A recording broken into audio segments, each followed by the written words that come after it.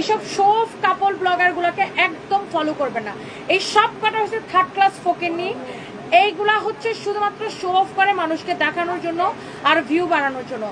Don't trust them এবং ওদের প্ররোচনায় পড়ে নিজের সংসার জীবনে কোনো অশান্তি করবেন না। আজকে আমার সামহাও হয় না ভিডিও সাজেশনে চলে আসে দেখে একটা কাপল ব্লগার, আমি চিনি না তাদেরকে, কখনো দেখি না, ইভেন আমি পেজটার নাম কি আমার ওইটাও মনে নাই, ট্রাস্ট মি পেজের কি নাম সেটাও মনে নাই।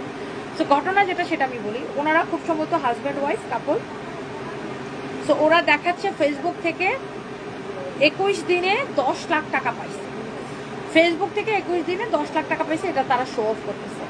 আবার আমি দেখলাম যে আমি একটু তাদের পেজে একটু ঢুকলাম, আমি পেজের নামটা জানি না, আনবে দেখাচ্ছে 1.5 লাখ টাকা দিয়ে ফোন কিনলাম, 6 লাখ টাকা দিয়ে গয়না কিনলাম, 3 কোটি টাকা দিয়ে বাড়ি কিনলাম। মানে ওনাদের সবগুলো ব্লগে শুধু এরকম শো অফ। শুধু এই কাপড়টা না, আমি এরকম অনেককে দেখি ফেসবুকে বা ইউটিউবে বা ভিডিও সাজেশনে চলে আসে, এগুলো জাস্ট শো অফ করা যে আমি এটা কিনছি এত টাকা দিয়ে, আমার এটা, আমি বাড়ি কিনছি এত টাকা দিয়ে, আমার বাড়ি, আমি গয়না কিনছি এত টাকা দিয়ে, আমি মোবাইল কিনছি এত টাকা দিয়ে। এই যে শো অফগুলো করে, এটা খুবই খারাপ। কারণ কি জানেন, অনেকের আছে কি জানেন, অনেক আমাদের দেশের মেয়েরা তো এত স্মার্ট না, মানে সব মেয়েরা না, বেশিরভাগ মেয়েরা কিন্তু এত স্মার্ট না। আর বেশিরভাগ মেয়েরা হচ্ছে আমাদের দেশের হাজবেন্ডের উপর ডিপেন্ডেবল।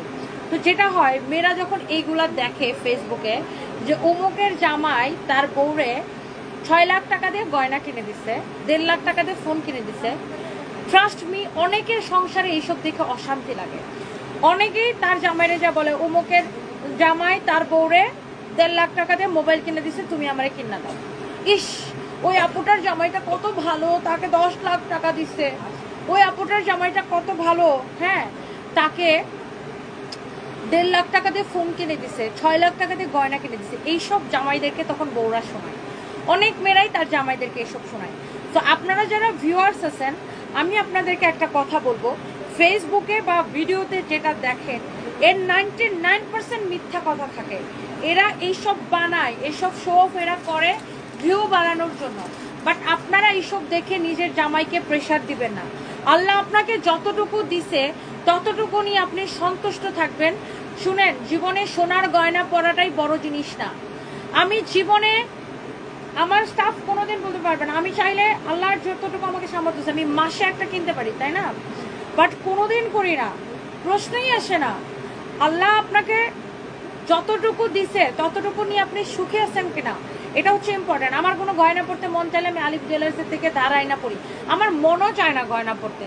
ওনাদের প্রমোশন, আমি গয়না পড়লে ওনাদের সেল ভালো হয়, ওনাদের প্রমোশনের জন্য আমি ওনাদের গয়না পরে প্রমোশন করে দিই, ওনাদের সেল ভালো হয়, আলহামদুলিল্লাহ। হয়তো আমার উসিলায় আল্লাহ ওনাদের রিজিক বাড়ায় দেয়। বাট শো অফ করাটা আমি একদমই পছন্দ করি না।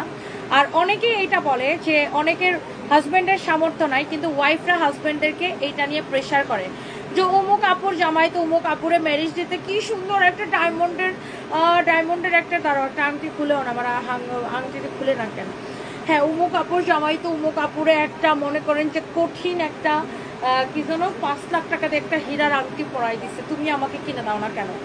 আবার অনেক বউরা ধরেন জামাইরে এটাও বলে না যে কিনে দাও, এটা বলে না, হয়তো বলে অমুক আপুর জামাই অমুকটা কিনে দিছে, 3 কোটি টাকা দিয়ে বাড়ি কিনছে, 5 কোটি টাকা দিয়ে গাড়ি কিনছে, এই করছে সে করছে। এইসব শো অফ করে কি হয় জানেন, মানুষের সংসার নষ্ট করে এরা।